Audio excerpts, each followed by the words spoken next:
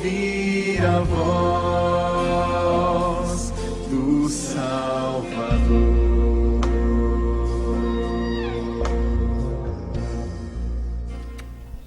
Boa noite, irmãos. Prazer estar aqui, boa noite para quem não me conhece. Muito bom estar aqui. Eu fiquei muito feliz de uns anos para cá, quando o retiro passou a acabar na terça-noite, porque eu posso participar. Ano passado eu estive aqui e na hora do agradecimento eu agradeci porque estava aqui. Estar aqui para mim é um prazer. Ano passado a Evelyn estava de plantão, ela saiu do retiro, não estou de plantão. Esse ano a Evelyn está de férias e nós estamos aqui e eu estou tendo o privilégio de pregar. E eu quero desde já agradecer e dizer que eu sou muito feliz por ser daqui. O Senhor realmente moldou a minha vida e trabalhou aqui. A gente que é pastor de igreja pequena, eu sempre ouvi isso e eu nunca achei que era tão assim. A gente fica olhando a igreja grande, a estrutura, algumas coisas da estrutura, o louvor, e fala: Senhor, um dia os meus meninos vão aprender a tocar assim, um dia os meus meninos lá na igreja vão ter essa qualidade musical. Muito bom ver o louvor. E aí eu quero desde já agradecer ao Vitor, porque para o meu menino tocar assim na bateria que nós temos lá é muito ruim, e nós ganhamos uma bateria lá no JK. Eu quero agradecer à igreja, o Vitor me avisou hoje, e aí desde agora eu quero fazer um convite: se vocês quiserem lá domingo levar a bateria e ministrar o louvor, já que tem grupo aí, vocês já estão convidados e a gente combina. Deus abençoe. Lembrar que ganhou a bateria aqui, essa bateria aqui bonita, e deu aquela bateria lá, e nós já é bonita, e nós estamos muito felizes. E a nossa bateria que tem lá também foi dada pela Gilead há um tempão atrás, né? E aí nós vamos dar para alguém aquela bateria lá, para ficar dando para alguém, né? Até se acabar. Queridos, abra sua Bíblia em Mateus 28, de 18 a 20. Mateus capítulo 28, 18 a 20. Qual que é o tema do retiro? O evangelho todo para o homem todo. Mateus 28, 18 a 20. Vamos ler juntos? São só 3 versículos. Mateus 28, 18 a 20.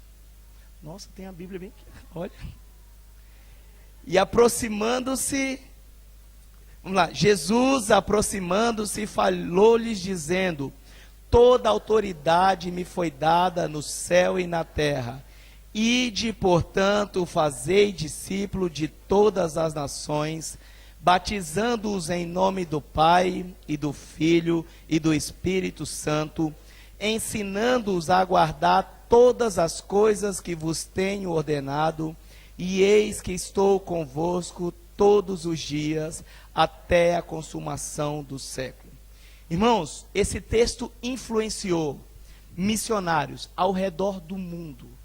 Pessoas saíram das suas casas e foram para os lugares mais longe possível. Pessoas saíram das suas casas e romperam barreiras e romperam fronteiras para pregar o evangelho, porque as pessoas entenderam o chamado do Senhor. Com toda a influência desse texto, ele aparece nos escritos do 2º século. Porque no 1º século, o evangelho de Deus estava tão presente, a obra do Senhor estava tão viva, que as pessoas já estavam fazendo o evangelho, pregando o evangelho, difundindo o reino de Deus, obedecendo o ide do Senhor. E o Senhor aqui morre, ressuscita, e você conhece a história, e ele se encontra com os discípulos na Galileia, no mesmo lugar que ele tinha começado o seu ministério, e dá uma comissão. E esse texto é conhecido como a grande comissão do nosso Senhor Jesus Cristo. O grande problema desse texto é que por muito tempo ele foi reduzido a um mandado meramente evangelístico, no sentido de que as pessoas iam para um lugar para pregar um evangelho que salvava apenas a alma. As pessoas iam falar de um céu que não se importavam com todas as outras coisas que vocês viram nesses dias. Todas as coisas, e é muito legal no retiro, ouvi aqui o Cláudio, porque só tem um outro nome na minha cabeça, né? Cláudio Batata.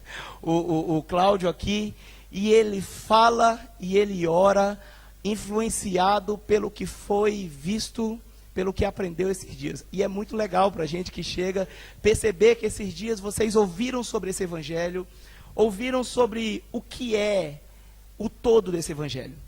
E no versículo 18 aqui, nós temos a competência do comissionador. Quem comissionou as pessoas a pregar o evangelho foi Jesus. E Jesus fala que toda a autoridade foi dada no céu e o que mais? No céu e sobre a terra. Queridos, mesmo que as pessoas pensem que na hora de evangelizar alguém, de apresentar o Cristo para alguém, mesmo que você tenha sido evangelizado dessa forma, a pessoa que estava na mente dela, que te evangelizou, só estava o céu, na mente dela só estava a sua alma. O evangelho é um todo, mesmo que essa pessoa não saiba. Ou a pessoa que te evangelizou e foi usada pelo Senhor, e glória a Deus por isso, talvez ela não tinha na consciência dela que esse evangelho é um todo, que o Senhor morreu na cruz para salvar você, e um dia você vai ter um corpo glorificado. E isso não pode ser resumido apenas a uma ação celestial ou uma ação social. Isso é o evangelho todo. A comissão que o Senhor faz a nós, o mandado que o Senhor dá a nós, é para que nós confessemos o Senhor como o Rei do universo. E eu fiquei esses dias, nós conversamos muito sobre o tema, eu, pastor Luísio, algumas pessoas, eu conversei com o tio Moreira sobre isso, e eu fiquei pensando, que evangelho é esse? Sabe qual que é o evangelho, querido, quando pregaram para você? No meu caso, quando a tia Laura, a missionária Laura, pregava, quando a tia Lloyd pregava para mim, lá em Costa Marques, e falava do evangelho, é um evangelho em que o verbo encarnado de Deus, Jesus Cristo, diz assim: se você quer ser o primeiro, tem que ser o último. É um evangelho em que o próprio Deus senta com uma mulher à beira de um poço e lhe restaura a vida emocional, liberta aquela mulher da prisão espiritual, em um tempo em que as mulheres nem eram contadas. Este evangelho que foi pregado a você e que Jesus manda pregar ao outro, e que Jesus fala que tem autoridade sobre o céu e a terra, é um evangelho em um tempo onde o mundo era contado só a partir dos homens.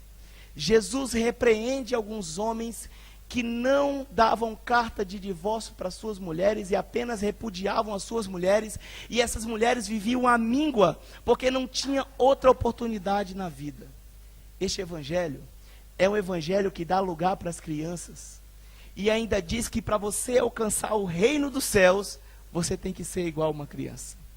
É um evangelho que, quando não pode mudar a vida social, a vida toda de uma pessoa, quando tem alguém que está pendurado numa cruz, prestes a morrer, que a única coisa que lhe falta, que lhe resta, é a salvação da alma, como aquele preso que estava ao lado de Jesus, Jesus vai e lhe confere o céu.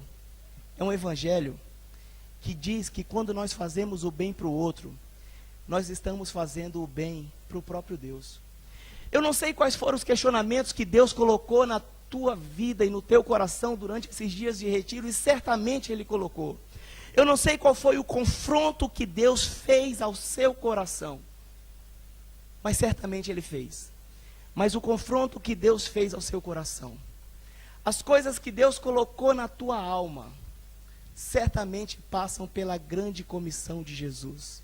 Porque amanhã à tarde, alguns de vocês já vão encarar o trabalho de vocês. Outros na quinta de manhã têm que encarar as faculdades, as tentações, as lutas, o desespero, um mundo que jaz no maligno. E tudo aquilo que Deus colocou no teu coração durante esses dias tem que ser passado para o outro. E para que essa comissão que Jesus deu se concretize, Jesus usa 3 verbos aqui, muito simples, e que nos ensinam verdade preciosa. Primeiro ele diz assim, no versículo 19, ide, portanto, e fazeis discípulos. E esse ide, não necessariamente você precisa romper fronteiras, porque você pode evangelizar do outro lado da rua ou do outro lado do mundo. Até mesmo porque a ênfase do texto aqui não está no ide, está no fazer discípulos. A força desse texto está em fazer discípulo. E a nossa pergunta é: discípulo para quem? Discípulo para Jesus. Queridos, você não tem discípulo. Você não pode ter discípulo. Quem tem discípulo é Jesus. Paulo um dia fala assim: sede meus imitadores como eu sou de Cristo. Esses seus discípulos os discípulos que você fizer na vida, eles vão ser bons ou ruins, se eles forem ou não pautados em Cristo. Quando nós estamos no caminho, queridos, pregando o Evangelho vai ressignificando todas as coisas. Não só a vida espiritual, mas a vida social, material, a própria vida religiosa, que muitas vezes nós estamos dentro da igreja sem ter noção do todo. Porque muitas vezes não nos foi pregado, muitas vezes não nos foi ensinado, mas é esse evangelho que faz a diferença. Romanos 8:21 diz assim: na esperança de que a própria criação será redimida do cativeiro da corrupção, para a liberdade da glória dos filhos de Deus. Irmãos, a natureza geme, esperando a redenção. O mundo geme, esperando a redenção.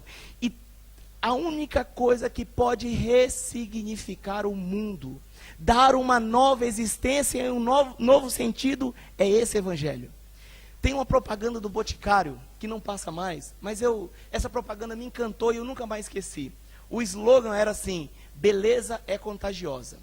Uma mulher saía de casa e ela passava no espelho, se via, ela estava sem maquiagem, ela passa um batom e de repente o ambiente muda. Ela passa por alguém, a pessoa olha por ela, se ajeita e ela vai passando e tudo em volta dela vai sendo transformado pelo lugar que ela passa. Isso é o evangelho. Isso é o que Jesus fala assim: faça discípulo. Transforme a vida das pessoas no teu caminhar. Enquanto você está andando, você vai transformando. E a pergunta para nós é assim: como é que está o teu caminhar? Como é que está esse teu caminhar no evangelho que um dia te foi ensinado? As pessoas que cruzam por você, elas têm a vida transformada? As pessoas que encontram com você durante o teu caminhar no evangelho, elas têm a vida ressignificada, porque você foi alcançado por um evangelho que te transformou completamente. Irmãos, isso é o evangelho. É a mudança da nossa vida, é a transformação de filhos do diabo em filhos de Deus. É a transformação de pessoas que estavam totalmente perdidas, desgraçadas, sem a graça de Deus, e agora estão contemplando a graça de Deus na vida dela. E isso não pode ser resumido apenas à salvação da alma, porque na Bíblia não é assim, e nós não podemos falar aquilo que não está na Bíblia. E Jesus fala assim, além de ir fazer discípulos, sabe o que é para você fazer? Para você, quando estiver no caminho, você vai batizando. Queridos, o batismo, quando alguém se batiza, ela ganha uma nova identidade, ela ganha uma nova família, ela ganha um ambiente em que um pode chamar o outro de irmão. Nosso retiro, nós estávamos a igreja do JK, a igreja do Candeias e uma igreja batista lá do Pastor Jeová. E é muito legal, nós estávamos conversando sobre isso, que estávamos todos ali, e todos nos chamávamos de irmãos, com algumas diferenças teológicas, com alguns pensares diferentes, mas todos somos irmãos. Quando alguém é batizado, ela entra num ambiente em que ela pode ser sincera, em que ela não tem do que se esconder, em que uma pessoa é tratada pelo que ela é e não pela sua utilidade. Dentro da igreja, as pessoas são tratadas pelo que elas são e não pelo que elas podem produzir. Pelo que elas podem produzir, elas são tratadas na fábrica, na empresa, no mundo capitalista. Dentro da igreja não tem mundo capitalista, não tem mundo socialista. Dentro da igreja tem cristãos que, quando uma pessoa é recebida pelo batismo, ela ganha isso. Ela tem acesso aos meios de graça para poder transformar a sua vida e a sua caminhada numa coisa mais amena. Quando você faz um compromisso público, você diz para você mesmo e para o outro, diz assim: este é o meu lugar, eu sou daqui, aqui eu tenho irmãos, aqui eu tenho uma família. Irmãos, isso é para a igreja do reino. Mas imagina isso aqui na nossa igreja local. Queridos, vocês não têm noção do que significa para mim ser filho da igreja presbiteriana. Mas você não tem noção do que significa para mim ser filho da igreja presbiteriana de Leade. Eu lembro até hoje o dia que eu estava diante do conselho e os presbíteros me avaliando, e eu tinha 14 anos, e os presbíteros começaram a colocar muita dificuldade. O pastor Luiz começou a colocar muita dificuldade para eu ser batizado. Aí eu falei: peraí, a ideia é que eu desista ou que eu aceite? E ele falou: a ideia é que você tenha certeza, porque você é novo demais. E eu falei: não, é isso que eu quero. E eu sou filho daqui. Aqui eu posso ser chamado de irmão. Se qualquer problema acontecer comigo ou com a minha esposa, eu posso voltar para cá e pedir ajuda, mesmo que eu esteja sem utilidade. É isso que as pessoas não têm. É isso que as pessoas não têm noção do que significa, porque as pessoas vivem no mundo em que elas competem, em que elas têm que ser, em que elas têm que ter e não ser, em que elas precisam mostrar. Você já faz parte dessa família? Você que veio nesse retiro e conheceu alguns irmãos e está aqui, você faz parte dessa família? Você que já é daqui, você tem ajudado a outras pessoas a fazerem parte dessa família, a se sentirem irmãos em Cristo Jesus? Você faz parte disso? Muita gente, irmãos, está precisando ser alcançado por esse evangelho. Muita gente vivendo um desespero, porque não sabe o que é isso, não tem noção do que é isso. A Evelyn estava ali agora agradecendo a Vanilma, porque cedeu a chácara dela para a igreja fazer o retiro. E nós chegamos na chácara lá da Vanilma e do Jeová, e nós nos sentimos em casa, porque nós somos irmãos. E as pessoas convivem e conversam e brincam e comungam e oram umas pelas outras, porque elas são irmãs, porque elas foram batizadas, porque agora elas fazem parte de uma família. E Jesus, além de dizer assim: vá no caminho, faça discípulos, batize essas pessoas, mas você precisa ensinar. Queridos, eu sou alguém que acredito muito na educação, nessa coisa de alguém ensinar o outro, porque eu tenho N exemplo das coisas que as pessoas foram ensinando durante a caminhada. Desde o dia que, quando eu saí de um púlpito, o irmão falou assim: pastor, falou: Daniel, quando você pregar, não fala privilégio não, que dói na nossa vida, dá vontade de morrer. Quando você for falar, fala privilégio. Desde Adel me ensinando que a palavra é Jesus, não é Jesus. A pessoa que senta para me ensinar um valor do reino. E eu fui alvo desse ensinamento. E esse ensinamento sincero, querido, só acontece aqui, dentro da igreja, onde os filhos do Senhor foram alcançados por esse evangelho. Onde uma pessoa ensina a outra, onde uma pessoa ama a outra, ao ponto de parar o seu tempo e parar a sua vida para ensinar para essa pessoa.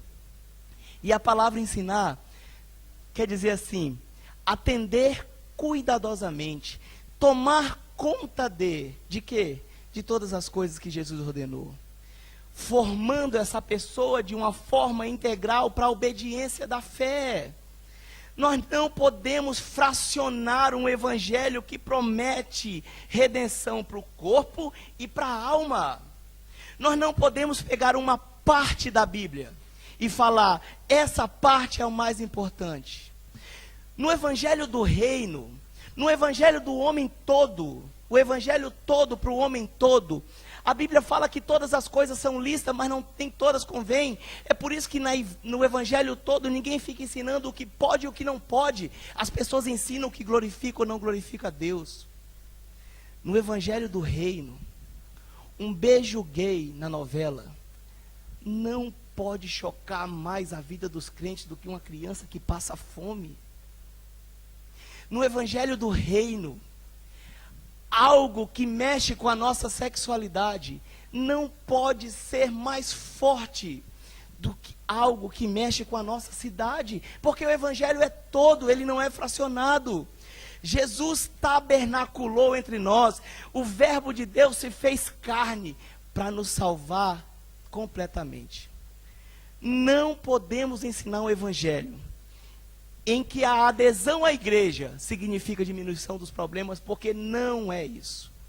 Você que não é crente, você que ouviu o chamado de Jesus aqui nesse retiro, ou você que tem ouvido o Senhor, tem percebido o chamado do Senhor durante algum tempo na igreja, saiba que os seus problemas não diminuíram, eles aumentaram. Porque agora você tem uma cruz para carregar. Agora você tem um evangelho todo que te manda caminhar, discipular, batizar e ensinar. Queridos, no Evangelho do Reino, nós não podemos ensinar uma igreja que aprisiona, se o Evangelho liberta. Conhecereis a verdade, e a verdade vos libertará.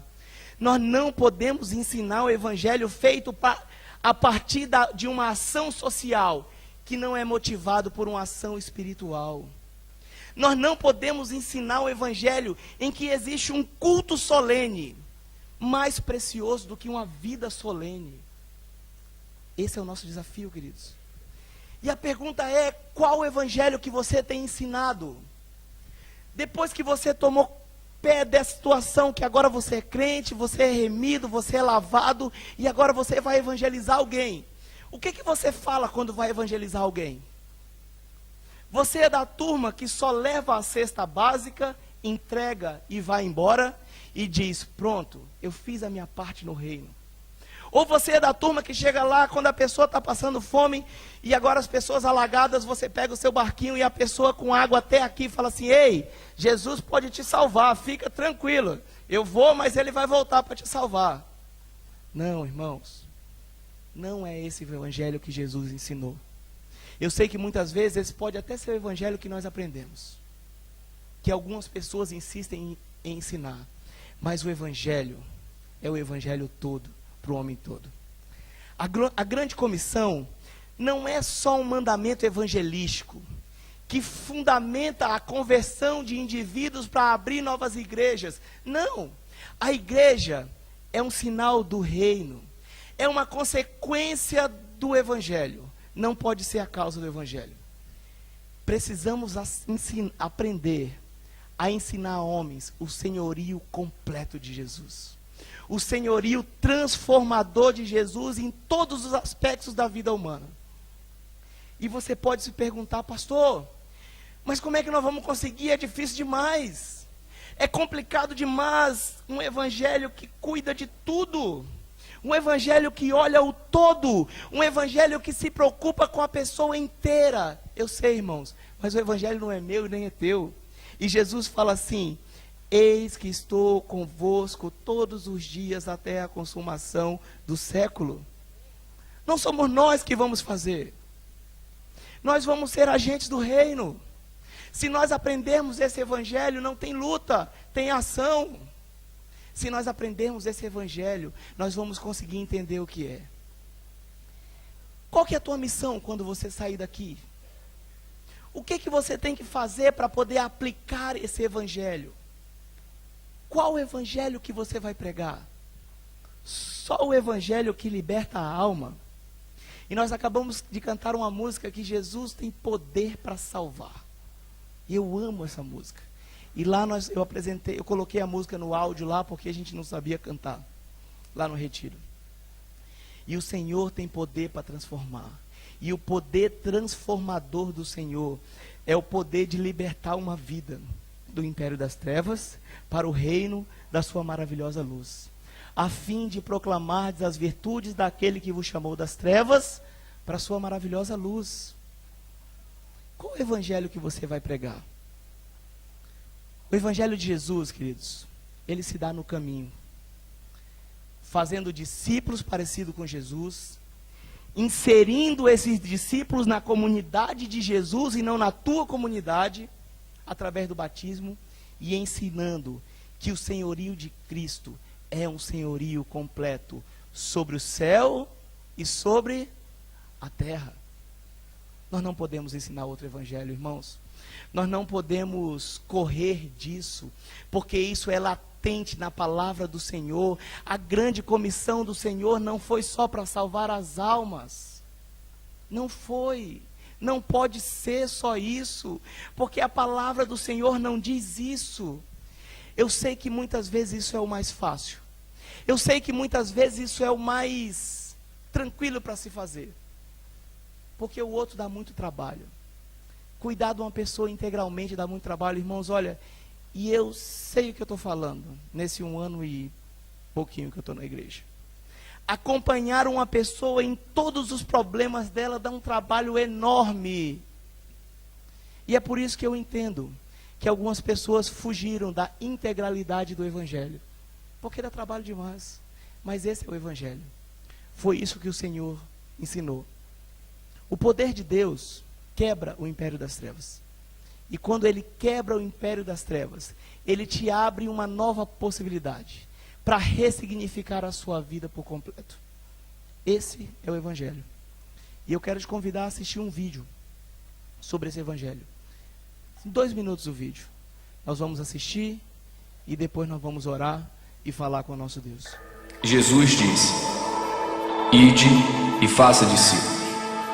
E se ide parecesse menos com isto e mais com isso.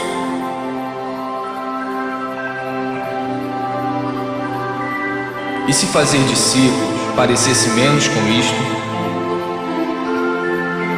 e mais com isso.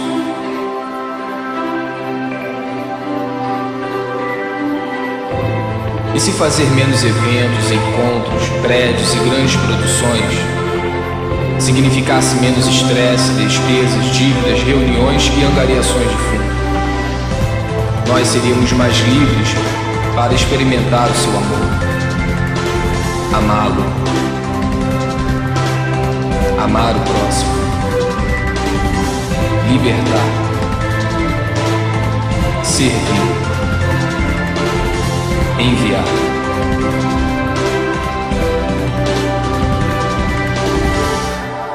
E se ao invés de fazer concertos, bazares, palestras, boletins e erguer prédios, nós fizéssemos mais discípulos para amar, cuidar e ensinar as pessoas,